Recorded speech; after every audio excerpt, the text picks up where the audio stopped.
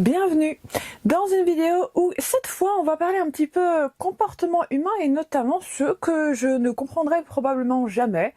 Il y a des choses que vous allez peut-être saisir probablement plus que moi, mais vous savez, il y a des choses dans la vie en termes de comportement humain que je ne comprendrai jamais. Il y a une partie de la population qui arrive à comprendre, curieusement c'est pas mon cas. Pas par défaillance mentale, je vous dis tout de suite, j'ai à peu près 130 de QI, donc en fait c'est pas une question d'intelligence, là c'est une question je sais pas. Je vous avoue que je me pose régulièrement cette question si je suis humaine ou pas. Il y a des personnes qui me disent clairement pas parce que vu les comportements que je peux avoir ou une incompréhension face notamment à des comportements typiquement destructeurs humains, bon on me qualifie régulièrement d'ange. Le pire, c'est que sans que je dise rien, parce qu'effectivement, j'ai un côté très pur. Et vous allez comprendre dans cette vidéo, on va avoir un florilège de comportements dysfonctionnels humains que je ne comprendrai jamais. Je peux comprendre beaucoup de choses, mais alors ces comportements-là, improbables. Dans mon esprit, être fidèle et être loyal, c'est comme respirer, ça va de soi. C'est-à-dire que quand on me dit « oui mais tu sais, il y a des situations qui fait qu'on est infidèle, etc. » L'opportunité, machin, dans mon esprit, il n'y a pas ça, ça n'existe pas. Cette version n'existe pas. Ça revient à me dire « tu sais, respirer, il faut que j'y réfléchisse, il faut que je me concentre, que je fasse preuve d'un grand contrôle sur moi-même pour me souvenir de respirer. » Ça revient à ça, me dire que être fidèle, c'est difficile. Parce que dans mon esprit, c'est même pas une question de contrôle de moi-même, c'est une question que c'est même pas envisageable. J'ai pas besoin de self-control pour ne pas le faire. Parce que c'est pas quelque chose qui me viendrait à l'esprit. Et même s'il y a des personnes qui m'ont fait des propositions, bon clairement c'est pas une bonne idée de me dire des choses comme ça, je vous le dis tout de suite. Parce qu'il y a de fortes chances que les propos que je vais tenir vont être extrêmement véhéments. Parce qu'en fait, si je pars du principe où c'est comme respirer d'être fidèle, vous vous doutez bien que si vous me parlez d'infidélité et de vous me proposiez des plans étranges alors que je suis en couple, bah en fait, la seule chose qui va subvenir, c'est tout sauf quelque chose de gentil. De ma part, il n'y a rien, il y a aucune possibilité dans mon esprit, c'est tellement clair, net et précis. La fidélité.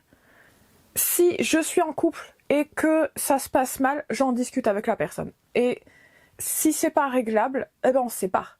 Il n'y a aucun moment où je viendrai à me dire je vais rester en couple avec quelqu'un avec qui ça va pas, mais j'ai un œil sur quelqu'un d'autre et je vais y aller. Très souvent ça existe pas ça non plus d'ailleurs, parce que si je suis en couple, c'est parce que la personne, elle m'attire plus que n'importe qui. Donc à aucun moment je vais me faire « Ah oui, mais il y a telle personne qui m'attire. » Non, en fait, non, ça n'existe pas.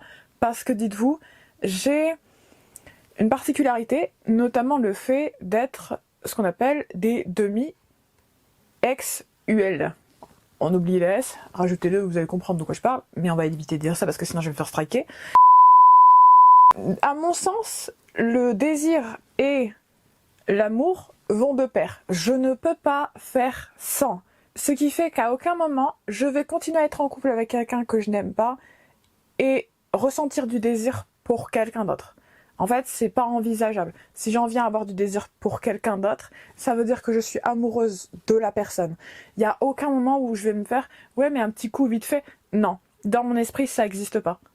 Parce que j'ai pas ce fonctionnement. Donc j'ai voulu quand même poser la question à des gens que je connaissais qui étaient infidèles. Et du coup, je leur ai demandé le raisonnement qu'il y avait derrière. Eh bien, curieusement, et vous allez rire, eh bien, même comme ça, je me suis fait la réflexion, ça n'a aucun sens. Ça n'a aucun sens. Ça n'en a pas. Et vous savez ce qui est le pire, c'est que les personnes ont eu beau m'expliquer le raisonnement qu'il y avait derrière, pour moi ça avait moins de sens, et c'était moins facile à comprendre que la mécanique quantique ou la mécanique des fluides. C'est dire, parce que je viens d'une filière scientifique, à la base, j'ai étudié notamment la mécanique quantique et la mécanique des fluides, eh bien, dites-vous, ça me paraît plus facile à comprendre la mécanique quantique que l'infidélité. Tout simplement parce que dans la mécanique quantique et la mécanique des fluides, c'est très logique, c'est très cartésien, tout est expliqué et vous comprenez bien le pourquoi du comment. Bon, il y a des explications un peu plus complexes, mais c'est compréhensible. Alors que l'infidélité, à mon sens, n'a aucun sens. En fait, c'est juste justifier un acte mauvais. Voilà, hein. C'est juste essayer de justifier un acte qu'on sait pertinemment que ça ne se fait pas, on sait pertinemment que on devrait discuter avec la personne au lieu d'aller voir ailleurs ou je ne sais quoi. Ça n'a pas de sens en fait de rester avec quelqu'un avec qui ça se passe mal et d'aller voir à droite à gauche. Séparez-vous, qu'est-ce que vous faites? Mais du coup, si vous n'êtes pas encore abonné, je vous invite à le faire tout de suite.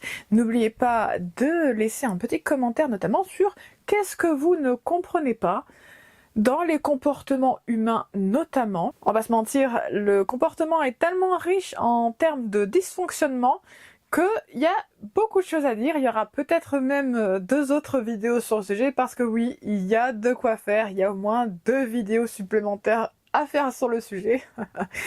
Je pourrais faire une mini-série presque parce qu'il y a quand même beaucoup à dire sur les comportements humains qui ne fonctionnent pas. N'oubliez pas de liker et on reprend tout de suite. Et du coup, pour faire suite, l'injustice et le harcèlement en général, je ne comprends pas. C'est-à-dire que c'est, encore une fois, ça revient à dire que vous préférez déverser de la haine et être vraiment dans de la méchanceté, du harcèlement, des comportements très dysfonctionnels et destructeurs envers quelqu'un peut-être même que vous ne connaissez pas, alors que vous pourriez mettre du temps en vous-même et dans le fait de vous élever, d'apprendre de nouvelles techniques, d'apprendre peut-être même un nouveau métier, de faire en sorte globalement d'améliorer votre vie, parce que harceler quelqu'un ne va pas améliorer la vie. Enfin, c'est logique. Parce qu'en fait, ça n'apporte rien au monde. Tout ce que ça rapporte, c'est un peu plus de destruction. Vous savez, il y a déjà assez de destruction dans la planète, pas besoin d'en rajouter plus. Il y a beaucoup d'humains qui s'en sortent déjà très bien pour en disséminer un peu partout et constamment. Pas besoin d'en rajouter, il y en a déjà. Et quand on me sort des choses comme le fait d'être injuste envers quelqu'un qui ne nous a rien fait, ou etc., vraiment de la méchanceté gratuite, le fait d'être injuste, je ne peux pas comprendre. Parce que ça n'a pas de sens. Ça n'en a aucun. Il y a un raisonnement derrière du oui, mais du coup, quand t'es injuste avec quelqu'un, il y a quand même un gain, etc. En fait, je perçois ça comme un gain momentané, mais qui au final, déjà, on s'est perdu soi-même. Concrètement, à partir du moment où on est dans la haine et l'injustice, concrètement, ça fait longtemps qu'on s'est perdu. Parce qu'on ne peut pas être quelqu'un qui est sur la bonne voie, ne serait-ce que pour soi-même et pour être sa meilleure version et accéder au plus grand bonheur possible si on est dans la haine et l'injustice. Il y a un moment, il faut être logique, à un moment, on va replacer le temple au milieu du village. Quand on est plein de haine et d'injustice, c'est qu'on s'est déjà perdu soi-même et qu'il faut retrouver son chemin au plus vite avant d'être perdu définitivement. Parce que le fait de vraiment être dans de l'injustice envers des personnes qui n'ont rien demandé, d'être dans de la méchanceté gratuite, vraiment d'être quelqu'un de presque satanique, on peut le dire, ça n'a pas de sens. Il y avait notamment Machiavel qui disait « la fin justifie les moyens ». Non, parce qu'en réalité, le cheminement, c'est-à-dire les moyens, sont aussi importants, si ce n'est même plus que la fin et le but à atteindre. Parce que votre but va être en lien direct avec le cheminement qui vous a amené vers lui. Et autant vous dire que bien mal acquis ne profite jamais. Et quand on fait de la merde, il faut pas s'étonner qu'à la fin, c'est tout ce qu'on récolte. À un moment, on va dire les termes, et les termes y sont posés. Le fait de jouer avec les sentiments des autres, je ne suis pas en capacité de comprendre. C'est-à-dire que j'ai appris, c'est vraiment ça, c'est pas de la compréhension, c'est vraiment... J'ai dû apprendre en demandant à des personnes le pourquoi du comment ils faisaient ça, le raisonnement qu'il y avait derrière. Parce que même en y réfléchissant, je n'arrivais pas à comprendre. Parce que par moments, quand on est trop empathique, on ne peut pas se mettre à la place d'une personne qui concrètement est sans foi ni loi et n'a pas d'empathie. Parce que quand on joue avec les sentiments des autres, c'est qu'on n'a pas d'empathie. Logique. Du coup, dans le cas de figure des personnes infidèles ou des personnes qui jouent avec les sentiments des autres, déjà, si la personne, elle joue avec les sentiments des autres, autant vous dire que c'est quasiment une certitude qu'on va se disputer, que ça va mal partir et que la personne va recevoir des commentaires bien sentis, bien véhéments, qui vont être extrêmement tranchants, parce que la personne ne peut pas agir de cette manière sans qu'il y ait une réaction de ma part. C'est impossible.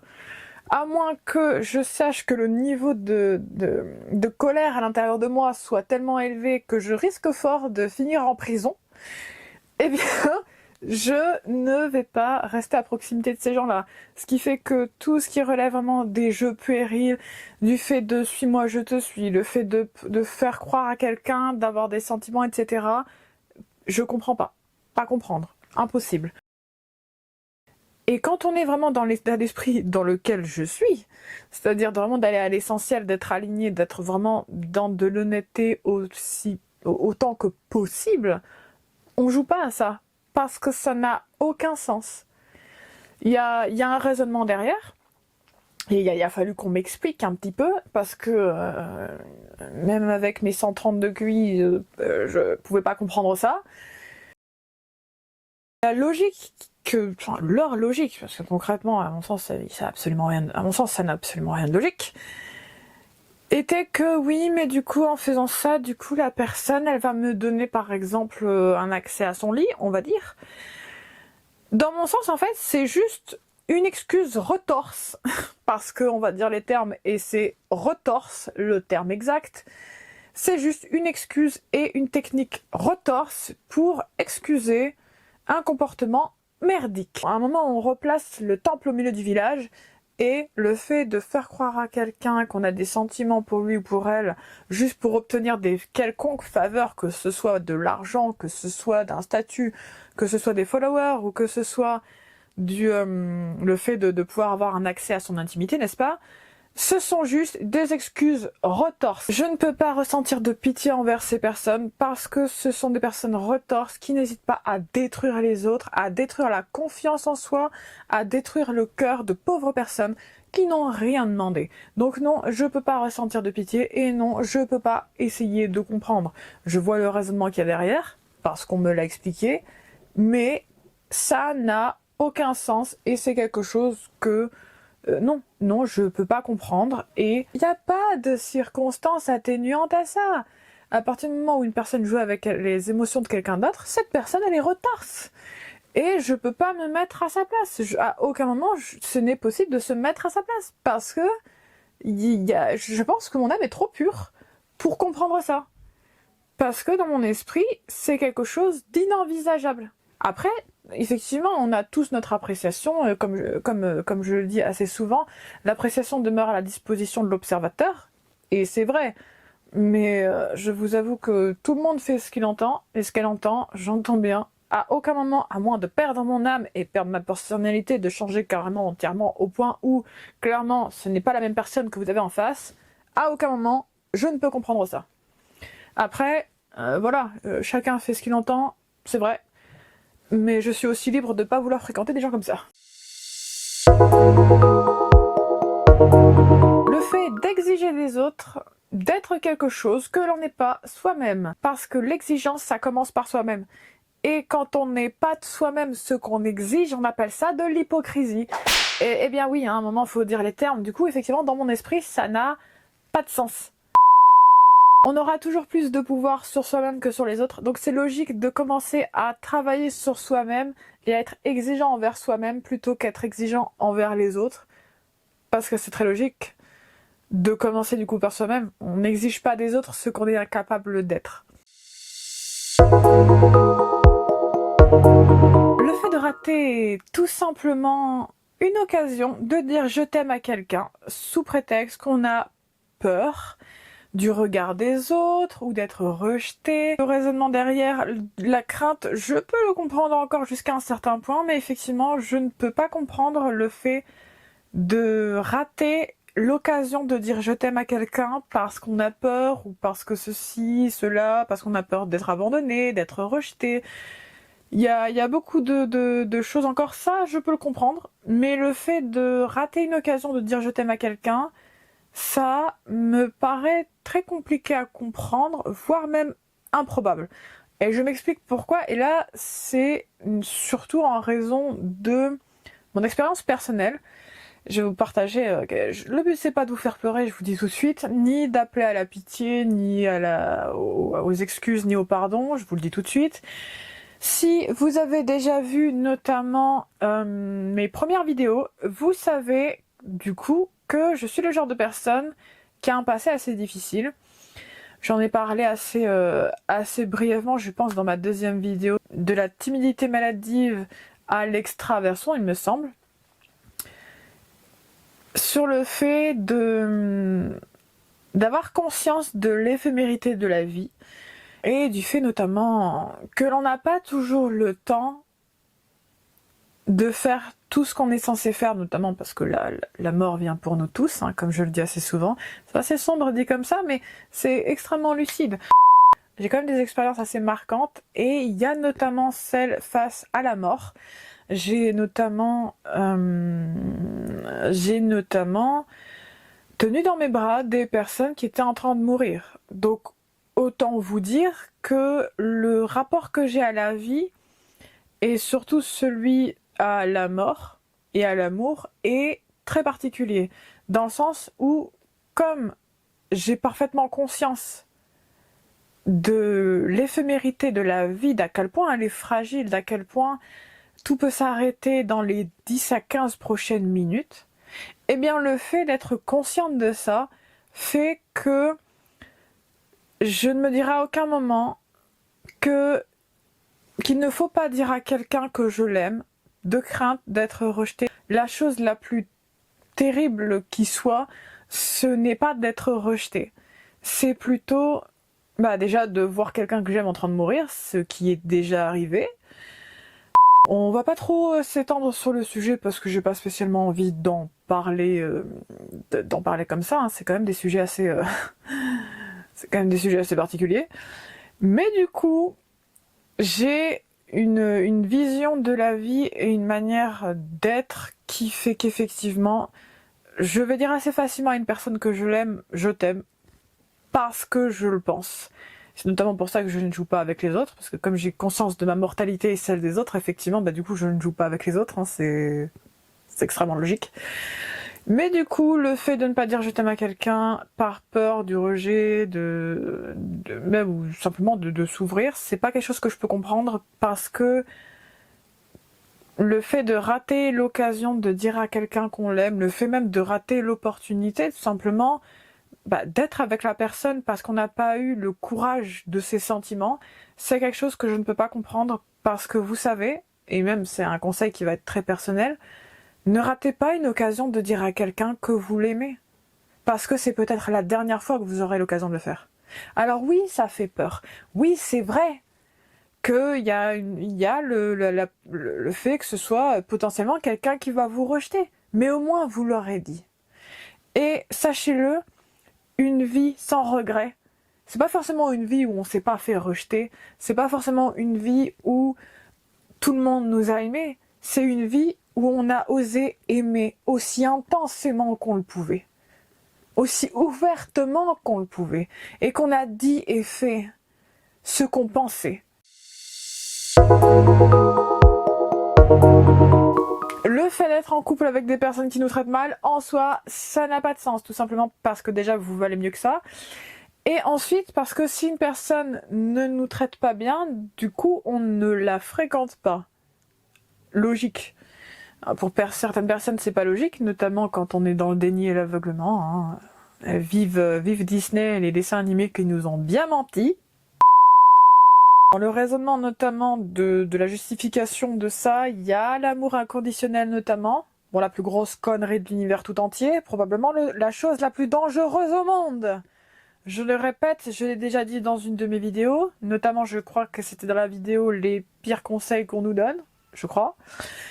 L'amour n'excuse pas tout. Et non, l'amour inconditionnel n'est pas quelque chose que vous devriez viser. Parce que non, l'amour n'est pas inconditionnel. En tout cas, pas celui qui est sain. Tout simplement parce que dans le côté inconditionnel, comprend également tous les comportements dysfonctionnels. C'est-à-dire la violence, le harcèlement, les red rums, bon ceux qui sont...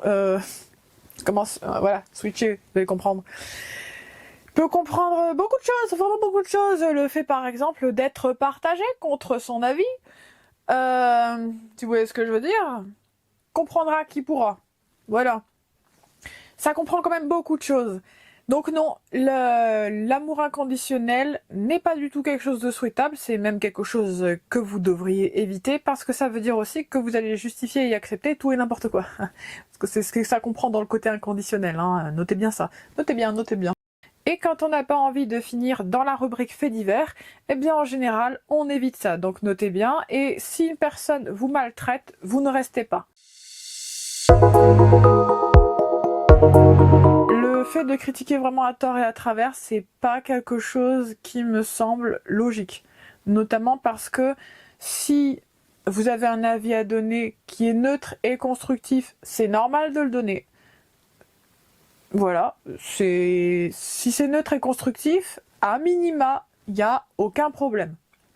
Mais si c'est une critique à but d'être méchant, ou pour faire le buzz, pour insulter quelqu'un, pour l'humilier, ou même pour les pousser à sauter la vie, de là à pousser quelqu'un à se... C'est non.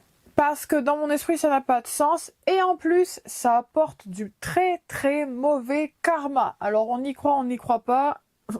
Par expérience et par observation du nombre de personnes qui m'ont fait de la merde et qui ont eu à payer après le karma qui se sont payés, je peux vous assurer que le karma est toujours là et il a un sérieux coup de savate.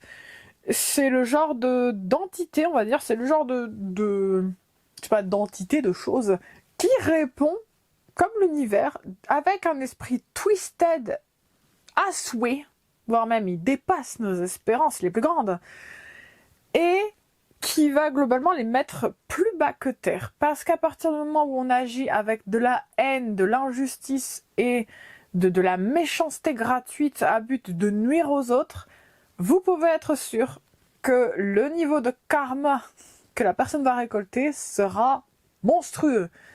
Parce que quand on agit mal, on ne peut récolter que du mal dans sa propre vie. Alors sur le moment, on va se sentir un petit peu flatté dans son ego et probablement un petit peu, parce que j'ai dû apprendre, hein, j'ai dû poser des questions, sinon je comprenais pas ce genre de comportement. Notamment parce que ça me viendrait pas à l'esprit de nuire à quelqu'un pour la pousser au... Juste parce que, ouais, mais parce que comme ça, je vois que j'ai un impact sur quelqu'un d'autre. Non, pour moi, c'est se comporter comme des couards et globalement des personnes médiocres qui, au final, n'ont rien de mieux à faire de leur vie. Parce que globalement, quand on fait des trucs comme ça, c'est qu'on n'a pas mieux à faire de sa vie et qu'on a besoin d'écraser les autres pour faire du contenu. Et à ce moment-là, ça veut dire qu'on n'est pas intéressant. À un moment, on va dire les termes, et les termes, ils sont dits. Vous en faites pas, il y a eu quand même beaucoup de termes lâchés aujourd'hui, et c'est pas fini. Mais le fait vraiment d'être là-dedans, je comprends pas. Notamment parce que, à mon sens, c'est plus pertinent de mettre de l'énergie à faire quelque chose de qualitatif pour faire de ce monde un monde meilleur qu'il ne l'est déjà. Bon, vous me direz, ce sera pas difficile étant donné à quel point ce monde est quelque peu dysfonctionnel de bien des manières. Bref. Mais le fait vraiment de nuire aux autres comme ça, non, je comprends pas. Je comprends pas, je comprendrai jamais. Mon âme est probablement trop pure pour comprendre ce type de comportement, notamment parce que l'action est justifiée par le fait de vouloir faire quelque chose qui soit juste, même si au final, vous savez, par moment, faire quelque chose de juste ne signifie pas que les répercussions ou les résultats vont l'être. Et c'est d'ailleurs pour ça qu'il y a beaucoup de personnes avec lesquelles je m'entends pas. Parce que ce sont des personnes qui passent leur temps à être méchants, à critiquer les autres, juste à but de les descendre et de les striker constamment. Alors que globalement, ces personnes, tout ce qu'elles font, c'est vivre et c'est juste leur différence. Ou même le fait de tout simplement de vouloir nuire gratuitement aux autres, alors que globalement, pourquoi faire? C'est quoi l'intérêt? C'est vraiment inutile de faire des choses comme ça. C'est inutile et c'est stérile. En quoi ça améliore le monde? En quoi ça nous améliore nous-mêmes? C'est pas le cas. C'est pour ça que dans mon esprit, ça a pas de sens. Parce que ça ne fait pas de ce monde un monde meilleur et ça fait de nous encore moins quelqu'un de meilleur. Parce que c'est vraiment arriver à un niveau de bassesse suffisant pour se dire que tiens, je vais faire ça aujourd'hui, ça va être une bonne journée. Dans mon esprit, c'est juste quelque chose de retorse.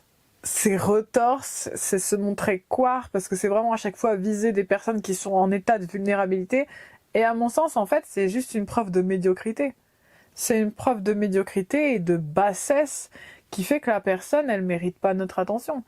Et c'est d'ailleurs pour ça que je regarde pas des vidéos qui ont pour but de critiquer des personnes, de répondre de manière agressive, tout ce qui relève du harcèlement, etc. Je regarde pas ça. Parce qu'en fait, je ne veux pas accorder d'attention et d'énergie ou même de revenus, notamment parce qu'il y a des personnes qui font des milliers de vues. Quand on regarde du contenu qui, à la base, sert juste à critiquer gratuitement et de manière méchante quelqu'un, c'est lui accorder en fait de la valeur et c'est aussi, payer leur méchanceté.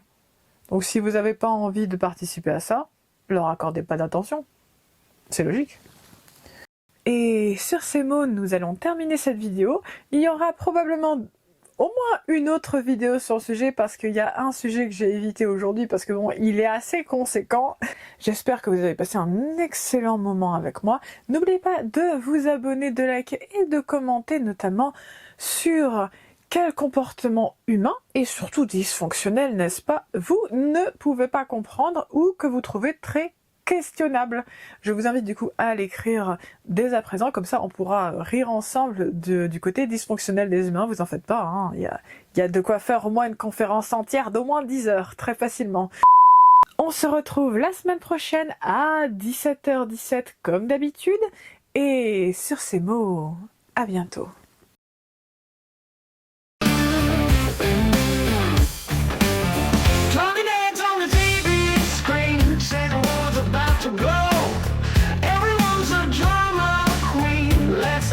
Show. Press the button, stop the chatter, let's see